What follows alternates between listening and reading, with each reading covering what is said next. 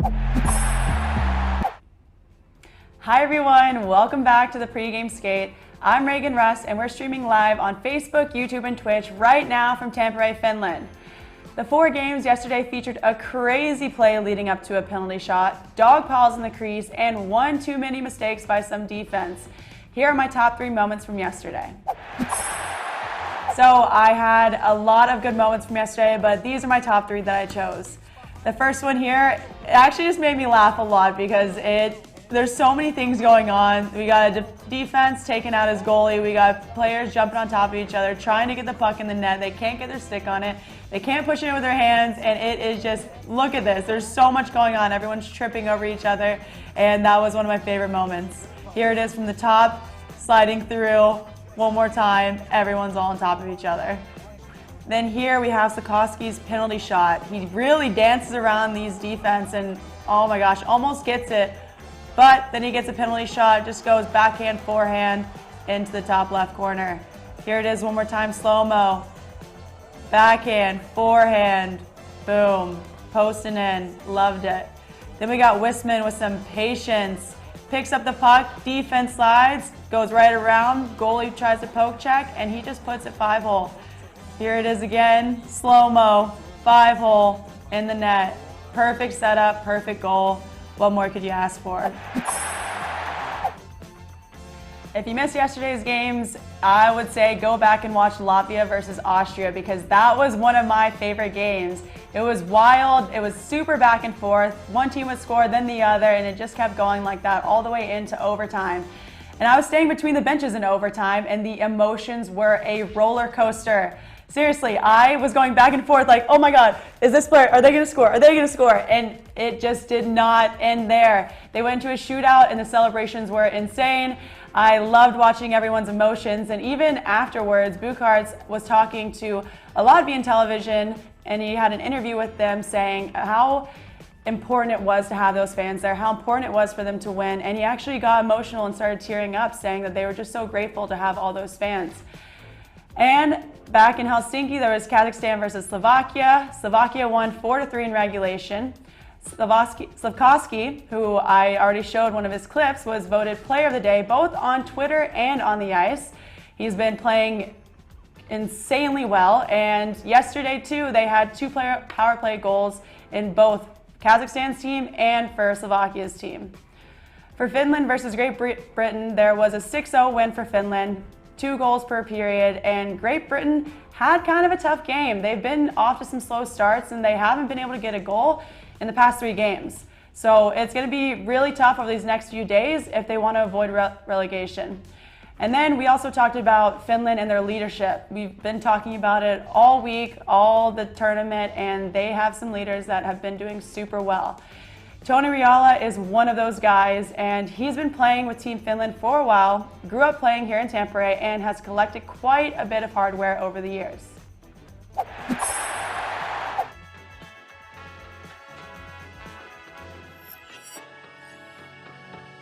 I started playing here already when I was, I think, 9 years old. We started playing here in Tampere, in Ilves. I'm actually 1 hour from Tampere. But then I started playing already here when I was 9, and my parents, they were driving me here almost every day to the practice and games. And then when I was 15, we moved here to Tampere with my family, and since that I played here in the juniors and a couple of years with the men's team. Well, it's really special, I would say so. Like there's a lot of friends and family watching the games here in the arena, and of course I know the town pretty well, so it's nice to be a kind of tour guide for the guys in the team too, a little bit to tell where to go and stuff like this. So, but it's really awesome to play here in Tampere. Not the most experienced guy in the team still, but somewhere there. But yeah, I try to talk a lot in the locker room and try to do some jokes and stuff like this to get the atmosphere going on there well, and try to push the guys forward and have some fun. Toni has had some very special moments with Team Finland and some special moments here in Tampere, and I'm sure he wants to add a few more to that list. Moving on, we actually got a chance to look at the Czechia locker room, and it is beautiful. I love to see everyone decorating them. They have so much pride in the words that they have around the room. It's kind of a space for them to be themselves and to just be a team together. And also, we got a chance to hear some Czech rock and roll music. And most importantly, do not step on the logo. That's the most important. Let's check it out now.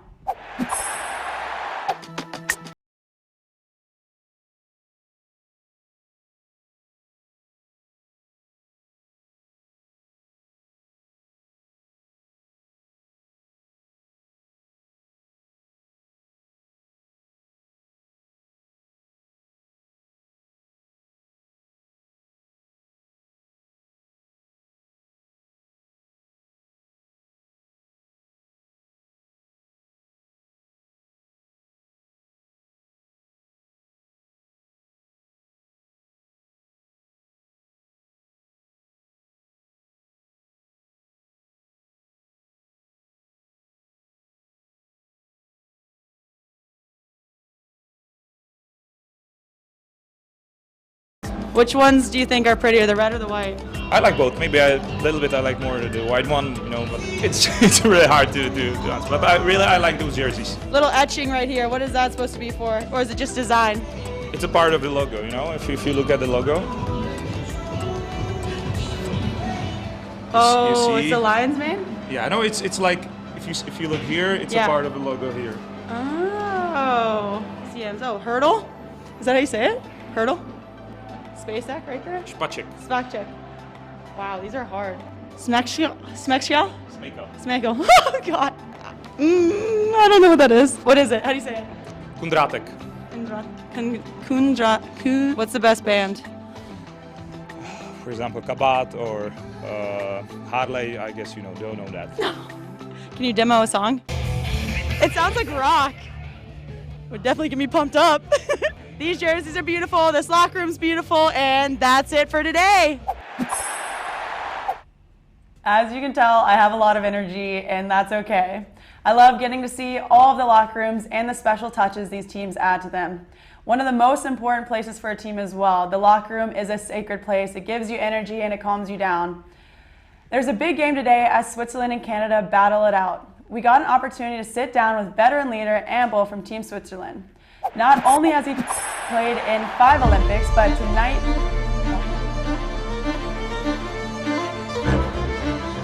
It's going to be a special game for me, but to be honest, I'm more focused on the game against Canada because we want to win and keep going, and the other thing is, more on the side story.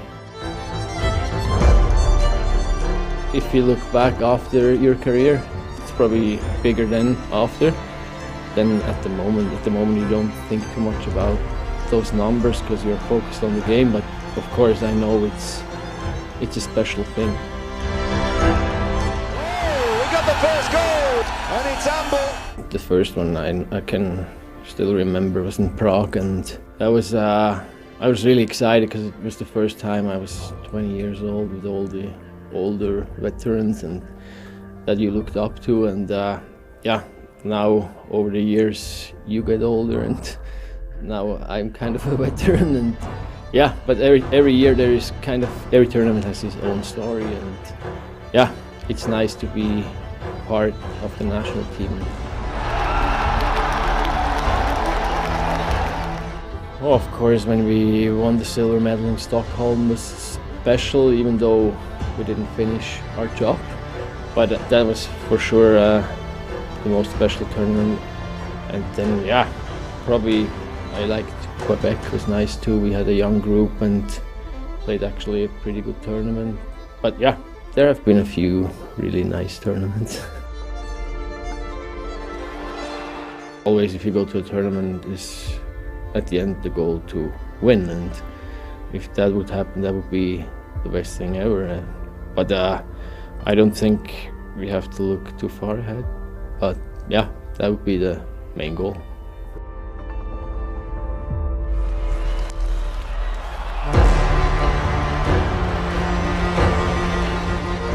Oh, I think the game itself got quicker and faster, and like I guess the overall, like the teams got better. There is not too many teams, or basically every team can beat every team, and that changed over the last couple of years. And yeah, even the tournament itself, I thought it got more professional and more broadcast and all that. Like, it's quite a big thing now.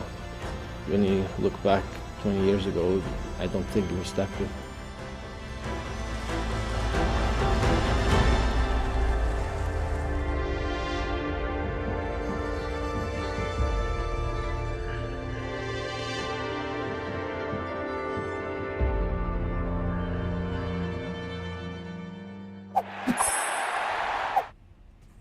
Not only has he played in 5 Olympics, but tonight he will be playing in his 120th IIHF World Championship game. That's 120 more than me. But fun fact, his current coach played with him in his first ever World Championship game all those years ago. But seriously, he's the type of player that every team needs. Calm, cool, collected, and an energy that puts everyone at ease. Now, you already know that we have a big game day ahead of us with 6 games. We'll check out today's matchups with Claire here in Tampere, and right after that, Lindsay will be live in Helsinki with France defender Hugo Gayet. Thanks, Reagan. And it's triple header Saturday here at Nokia Arena. Things are going to start off with USA and Sweden. Sweden has looked so good in all facets of their game. They are the only perfect team in Group B, and they're also adding William Nylander. Now, don't get ahead of ourselves. He actually won't be playing in the game today. He'll be en route to Tampere, but they're hoping to get him some ice time. So Sweden's only going to improve from here. Now, they are facing USA. USA, this is a really important game for them if they want to finish in the top 2 in Group B. Right now, they're currently sitting in 3rd place. The second game on tap this afternoon is going to be Austria in Finland. Last night, after Austria lost in that shootout to Latvia, their captain, Thomas Raffel, just noted how tired this team is and how hard this stretch has been for them. This afternoon's game, it's going to be game 6 in 8 days, and they're playing Finland. What do you need to say about Finland? #1 team in the world. They did have that loss to Sweden, but they still are looking so good, especially after that bounce-back 6-0 win against Great Britain. Now, the final game of the day at Nokia Arena is going to be Czechia and Norway. Czechia looked so good with the addition of David Pastrnak. He got 1 goal, 1 assist after just arriving on a plane from Boston. And Norway is looking pretty good, but right now they only have 4 points. They continually talk about trying to push that envelope and get into the quarterfinals. But if they want that, they're going to have to win out, and it's going to be a tall task against Czechia tonight. Hugo, you're coming off an important win over Italy where you scored the OT winner. What was going through your mind after that goal? So much. It was crazy. I think it's first time I scored in OT, so surprised and just craziness overall. You were part of Team France when you were relegated in 2019. What does a win like that do for your team's confidence that you can carry over into today's game? It's a huge boost for sure. It was really hard in 2019, and having those 2 wins, meaning that we're staying for the next year, it's huge for the last 3 games for sure. Hugo, thank you. Thank you. Thanks for that, you guys. If you've been on our TikTok recently, then I'm sure you've seen our ref cam video. But if you haven't, here's some of the best ref clips from the tournament so far. Let me see if I can do this. Oh, that's a bad start. Team on 3, okay? 1, good luck boys, good luck. 2, hello Gali, how are you today? 3, Work it, work it. 4. Move, move! What a brilliant save! You're a big guy, use your body. Yep, it's good. Come on guys.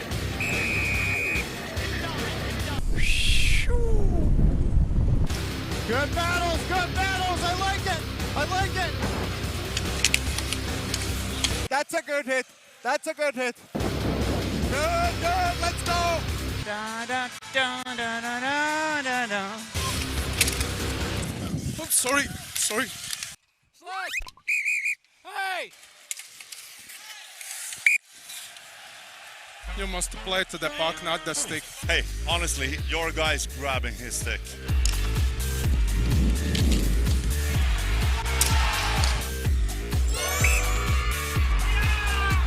That pass is incredible. I can't even complete that on the Xbox. Let's go, let's go, let's go! Play, play, play, play, play, play! Move, move, move! Hey, hey, it's enough! It's enough! Quite intense game, huh? Yes, it is. Good. I like it. Yeah, I like it too. I don't know if any of you guys have ever tried reffing, but it is hard. Back in the day, I got certified for mites reffing, and let's just say it did not go very well. I may or may not have missed a goal and had some parents yell at me, but that's a story for another time. That's all we have for you guys today. Thanks for tuning in to the pregame skate, and make sure to stick around a little bit longer for a fun interview we had with Max Comtois. And we'll see you tomorrow at 3:40 p.m. Max, thanks so much for joining today. How are you doing? Pretty good, and you? Not too bad. You just woke up, right? Yeah. I'm calling you out. How many hours of sleep did you get last night? Probably a good 10 hours. 10 hours? Okay, well, I'm jealous because I've been getting 3 or 4, so that's awesome. So you've lived and played hockey all over the world. If you could choose one place to live, where would you live and why? Only one place. It's probably going to be in Europe. I don't know. I went to Spain for a couple times, so I like the city. Yeah, so maybe for now, probably my answer would be Barcelona. Barcelona, not bad. Have you been anywhere else in Spain? Not really. Going back this summer, so we'll visit the south of Spain. So I'll do a little more, couple more city like Malaga and Mallorca. So that'll be cool. Yeah, you should check out. I think it's the Canary Islands, a little bit farther from Spain, Yeah, but it is still yeah. Spain. One of my buddy plays. He plays roller hockey for the team down there. So he spent the whole year there, and he was sending me some picture and we were talking on the phone, and so that's definitely something I have to visit. Yeah. What team does he play for and what island? He plays for the Molina Sport down in the Canary Island. I don't know which. Yeah. Tenerife is a fun one if you ever go. Yeah. So if you could have an all-Canadian hockey lineup, men or women, who would you choose to be on your team? Probably Crosby, probably Poulin, probably like a guy like Kel McCarr, Mario Lemieux, missing the D-man and the goalie. Probably like Brodeur and then like Ray Bork or something like that. Not bad. I didn't play at BU with Poulin, but I was a couple years after. She is a legend. Yeah, she's really good. And I saw you were sporting one of her jerseys, weren't you, in one of your games? Yeah, we've talked a little bit now and then, and I always follow women's hockey, so I know a couple girls on the team, so it's always nice to support them. They need our support. They had it rough in the last couple of years, so it's always fun to watch them play. What game was your favorite that they played? I think the last World Championship in Calgary when they went to overtime, and obviously Poulin scored again in overtime. That's kind of our thing. So GOAT. Yeah, that one was good in the recent years. Yeah, and then what other players do you know from Team Canada? I know Melody Daou, and then I know like all the French girls from most of them from names or just skating around. So yeah, I've been following this team for quite a while and big supporter. Do you skate with them like in practice? They come out and skate with you guys? I've skated with them a couple times for like charity games or stuff like that. Sorry. And you're good. Did you get Poulin to sign your jersey yet? Not yet. I just got it this year, so I brought it back, and yeah, she needs to sign it for sure. Okay, who would you compare her to in the NHL, like style of play wise? Probably like the best player in the NHL. I mean, she's so good, and she can do anything. She can kill penalties. She's a gamer. You need a goal. It's the girl you want on the ice. So yeah, she's just herself, and probably the best player in women's hockey history. Yeah, she definitely is. She's my favorite player too, so I'm glad we have that in common. Yeah. And then, have you ever been starstruck by a player that you've played against? Yeah, I mean, like McDavid and Crosby. Crosby was my favorite player when I grew up. I remember watching him when he was in Rimouski and junior when I was really young, and then once I got to the league, it's one of the player where I keep watching even though I'm still in the league. And yeah, I was surprised just seeing him live and had the chance to talk to him a little bit after a game. So it's always even though we were in the same league, it's still a pleasure to watch him and see what he's doing out there. Yeah, I bumped into him accidentally at the Pittsburgh rink when I was playing at like a younger player, and I didn't think he was going to be there, and so I had the same exact reaction. I was like, "Oh my God, can I take a picture with you?" And he like stood there for a second with his stuff, and he was like, "Are you going to take the picture?" I was like, "Oh yeah, let's go, let's take it." Yeah, so he's my favorite player for sure. And growing up, who was your favorite team? Pittsburgh. Pittsburgh? Heck yeah, I'm with it. And then, so it was Lemieux that was your idol, I'm assuming? No, I didn't really had a chance to watch him, but like Crosby and they had like Fleury, Malkin, Dupree, Talbot. Like they had a lot of French guys too on the team. So my room was all Pittsburgh Penguins, and it was all those guys poster in my room. That's amazing. And, you know, you've been playing hockey for a long time. Hockey players, because I know this too, because there's a pieces of equipment that I won't get rid of. What's one that you won't get rid of? I have so many. I hate changing stuff. Like I think I have the same shoulder pads or shin pads for like since I played in junior, and yeah, I just don't like getting rid of stuff. Like the only thing I was changing was probably like skating gloves because you have to. Mm-hmm. But the other thing, I don't change anything. Do you have your equipment manager redo your straps every year? Yeah. Where would we be without them? Seriously, they're insane.